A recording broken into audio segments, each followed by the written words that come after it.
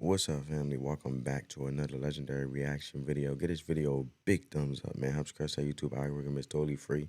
So we got Caitlin Clark has exposed the WNBA media, man. So with no further ado, let's get straight into the video.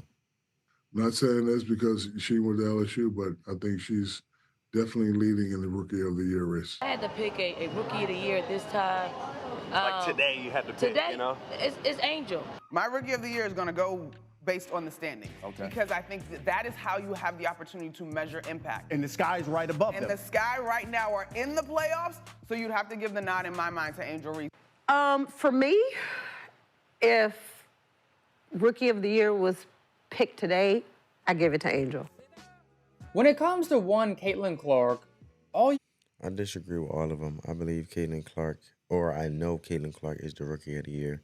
But let's continue to see what he says. among the media, fans, a lot of her detractors, they've been building up her rivalry versus Angel Reese. And they've debated all year long who's the better player, who's more important, who's more valuable, and most recently, who's the Rookie of the Year. Now, all these debates, one way or another, they're comical and laughable. But the most laughable one is who's the Rookie of the Year, as Clark since day one, the clear-cut frontrunner to win this award. And day by day, week by week, eventually month by month, widened the gap between her and the second place finisher. And now at this point, the gap is a country mile.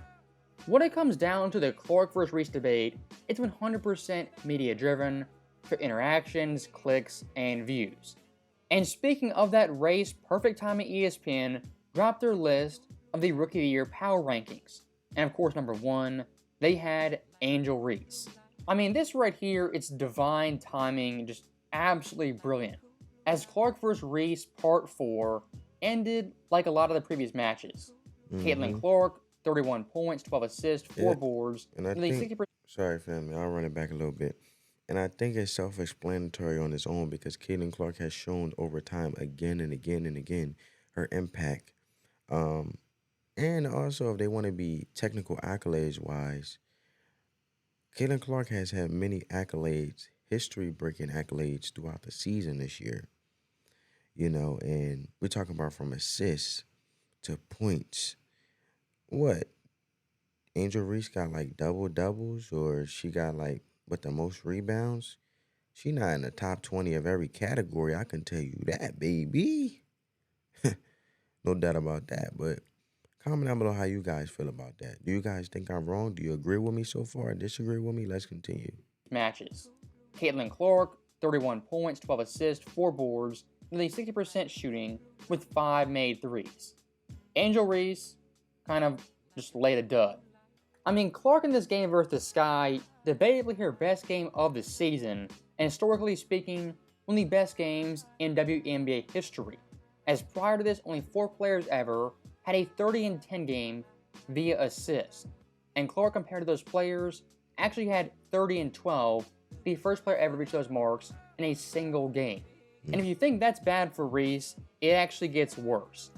As Clark in the last 4 minutes of this game checked out up 25, could have gone for 40, but didn't want to stat pack. Angel Reese, what did she do? She stayed in the game and stat padded further, as in the final 4 minutes, had 5 points on 2 of 2 shooting. In the prior 35-36 minutes of the game, Reese only had 5 points total on 2 of 7 shooting. So what she did in this game, in essence, And you guys question overall impact or who has the far away greater more of a impact? Self-explanatory. 2 points. was Shameless's stat pad to get her double-doubles, get her Twitter posts, her likes, and her graphics on ESPN. I mean, right here, it's shameless stat padding of the highest order. And this game right here, in essence, proves the entire double-double streak, the double-doubles, all that stuff is meaningless if you're not winning games. And with stat padding, it makes it virtually irrelevant in the larger debates. And looking at the Sky vs. Fever post-All-Star break, what's happened? One team's gone 5-1, ascended. The other team has gone 1-6 and fallen off a cliff. And I look at overall impact. because there's a lot of people that want rookie of the year and their team didn't do successful. But I think they need to stay away from rookie of the year being just specified towards stats and the overall impact as a player, let alone the groundbreaking stats that come with it. It's Caitlin Clark without a doubt, bro. Of why is that? One team is focused on playing winning basketball, team basketball. The other team focused on endorsements, podcasts, getting their stats, their posts on Twitter, and getting their likes. And with the final Reese Clark game finally concluded, let's compare their stats head to head in their 4 games. Caitlin Clark, 20.5 points, of course, more than Reese. 10.0 assists, again, more than Reese. 1.5 steals, more than Reese. 0.5 blocks, again, more than Reese. Higher figure. I said that the only stat that Angel Reese really has is rebounding, and she ought to rebound as tall as she is. She like a big. Bro, ain't no doubt about it. That's the only category Angel Reese is really in, and as being the top 20 in all categories, she's dominant, obviously, in the rebound tip. But other than that, what we talking about? 2-point percentage, 3 percentage, and free throw percentage. And the cherry on top, Caitlin Clark, was a plus 30 in these games. Angel Reese was a minus 9. And for 1 second, forget the stats, the numbers, the advanced metrics. I mean, just use your eyes, watch the games. Caitlin Clark, a generational passer, scorer, and shooter. Angel Reese grabs her own rebounds. I mean, honestly, kudos to the media, ESPN, for making fans believe in Angel Reese as the actual Rookie of the Year, because in this race was never close. Clark at this point, honestly, I'm starting to believe that this Rookie of the Year race is based on who's more visible and is about more of a. It's stirring away from basketball in a way because, as he mentioned, it's starting to be more self-consumed. Like it's not about even just. It's not even about being effective from overall different categories in the game, from assists, rebounds, points on the board, steals. It seemed like it's starting to be more a popularity vote because Angel Reese it could be consumed more with podcasts and endorsements and showing the visibility on that tip. But other than that, who really checking for her like that? What, individuals who may have went to the same school that's alumni? I don't. Comment down below, family. as close to the MVP than Angel Reese is to the Rookie of the Year. That's how big the gap is between 1 and 2. And when talking MVP Clark, she's not going to win the award this year, but she's in the realm of discussion, top 5, even top 4. And if I was going to make Clark's case for the MVP, of course look at the points, assists, the points generated. Look at those stats all day long. But I think her biggest claim for the MVP is her team's record and their turnaround compared to last season. As honestly, the Fever now versus then have only added Clark as a major player. And despite that, the Fever right now she turned the team trajectory all the way around. Their record probably be like 0-6, man. They like 6-1. See, when I'm talking about rookie race, my perspective and the way I define it is your overall impact and how effective you are as a teammate. When you on the floor, how much of an impact you making to turn the game around, to be highly phenomenal when it comes to you. Every time you get on the floor, not only do you make an impact, but you're so efficient and effective enough where it shows that organic chemistry, let alone that great energy that you, every time you hit the floor, your team, not only are they phenomenal, but not only are they amazing on the floor, but when Caitlin Clark hits the floor, her team like shoots up to be extraordinary. And that's the things I look for. How do you execute the plays? How effective you are at leading the plays if you do lead the plays and come down the floor after the ball is getting passed pass to you, to dribble down the floor. How can you instill yourself into the offense on the offensive tip where your team and you're assisted in helping your team to put more points on the board? How during miss are you able to get putbacks and put more points back on the board? Your defensive stance.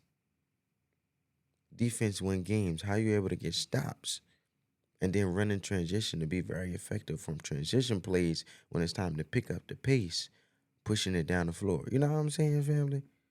16 and 16. To give some context, Indiana as a franchise, last time they were at 500 for a single year was back in 2016. And looking at someone like Kelsey Mitchell, a veteran, a great player in her own right. Exactly. Her career in Indiana, not once has she.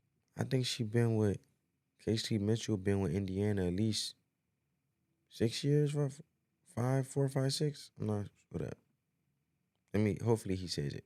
Made the postseason. And look at the past 7 years. These records absolutely abysmal.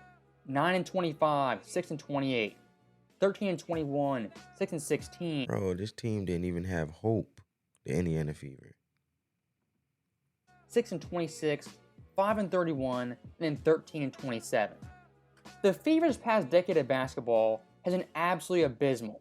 And looking at those past 2 years combined minus Clark, they're 18 and 58. This year, they're 16 and 16. With 8 more games to go, the Fever could win more games in Caitlin Clark's rookie season than they won the past 2 years. Absolutely mind-boggling and shows her value to the franchise and the team. Now, if you want to talk individual stats, of course Clark's stats, they're phenomenal. As right now in the season, is responsible for 37 points per game, the most in WNBA history. Exactly, man. The most in WNBA history. So if y'all want to look at stats, that's a stat to look at to me, automatically puts you to be the Rookie of the Year. And post that Team USA snub, her being left off the roster, she's taken her game to another level. Living with opioids. She has. And she's very humble. Does her thing.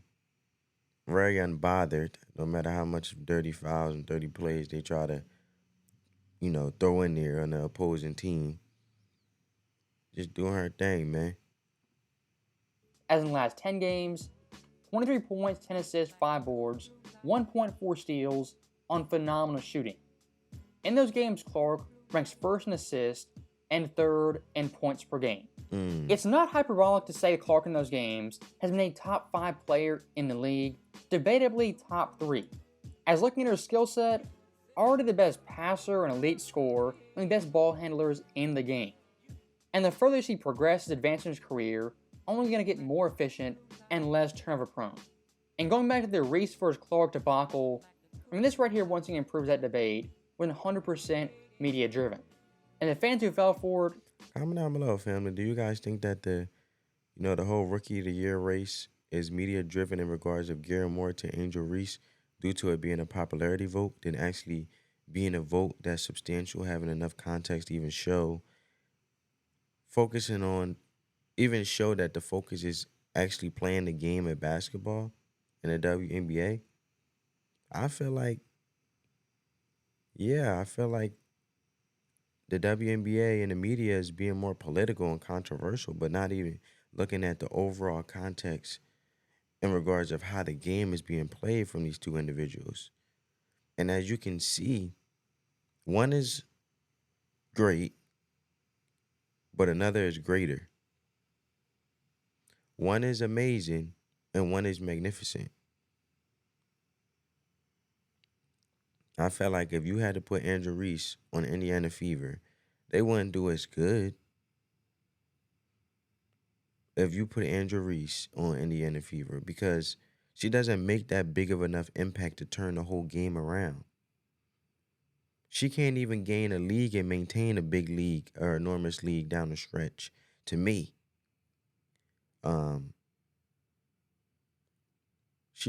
Angel Reese is with Chicago Sky, and they seem to be holding it slim to none very chance of even winning through and breaking through to even win a game. I'm saying, what's their record right now and as we speaking, family? So I can recall.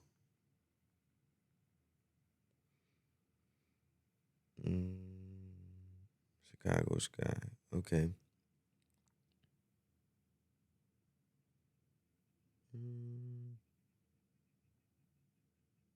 Chicago Sky. Okay, they're 11-20. The Fever is 16-16. Chicago Sky. They lost 4 more games. They lost 4 more games to Indiana Fever. And Indiana Fever won 5 more games than Chicago Sky. Now, what's interesting is the Chicago Sky record throughout the years. It's interesting because the Chicago Sky is not that as good as they make it look. 2023, Chicago Sky, they won 18, lost 22. Chicago Sky 2024, they won 11, lost 20. 2022, they won 26 and lost 10. Okay. And then in what a coincidence, in 2021, they won 16 and lost 16. So it's very interesting if you look at the overall impact, because I feel like that's what's the whole point of what individuals are looking at, how much of an impact a player made on the team from a popularity media standpoint. Obviously, Caitlin Clark still checks off that box because Indiana Fever had the worst record for the last, if you want to be technical, I went from 2021 all the way to 2024. So 2021 all the way to 2023, Chicago Sky definitely obviously had a better record than Indiana Fever until Caitlin Clark came on Indiana Fever. So that's another box to check, and let alone on how big of an impact and how extraordinary that is for the Indiana Fever franchise. Come on, man. Caitlin Clark checks all the boxes, bro. CC checks all the boxes. If someone says she doesn't and still go for injuries, they just in denial. And I feel like the media is being way more than enough in regards to being biased. Comment down below how you guys feel, family. Honestly, I feel bad for you. Angel Reese, at best, is a fringe all-star, no more for off-the-court activities than her on-the-court play. Caitlin Clark, at her worst, is an all-star. At her best, the best player in the league.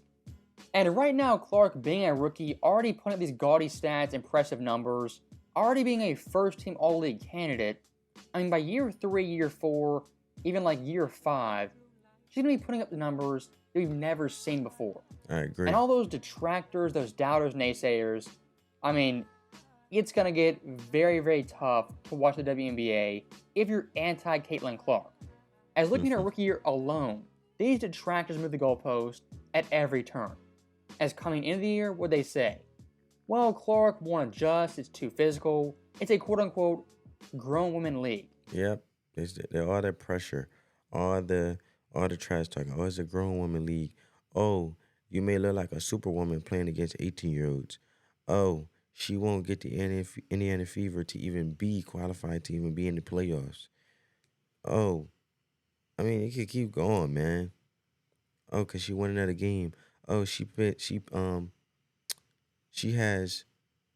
made 31 points that game. Oh, is she gonna make another breaking record in regards of points? Man, look, the girl already got the most points as a rookie in the WNBA.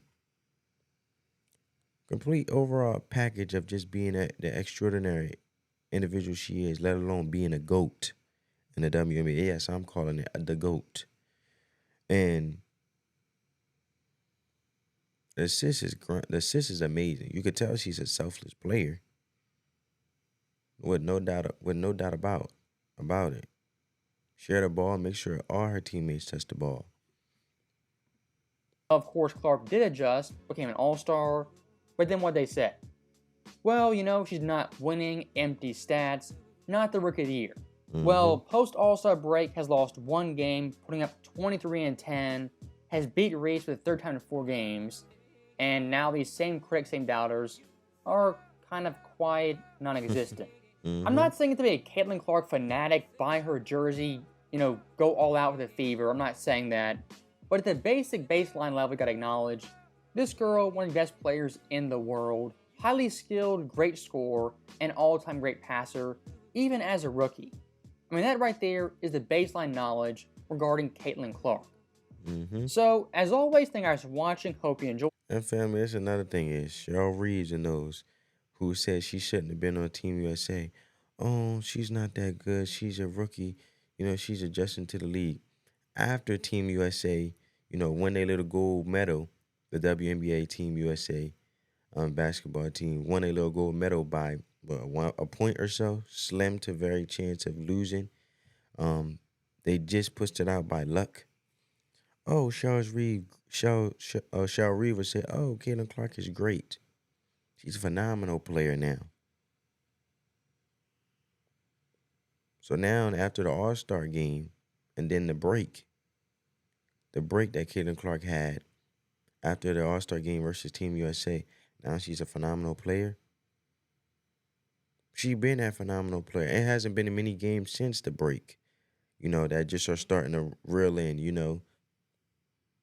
They're just always going to have something to say. And no matter what, she's humbly debunking all the lies and the media, man. But comment down below you guys' perspective. Give this video a big thumbs up. It helps crush that YouTube algorithm. On that note, family, peace.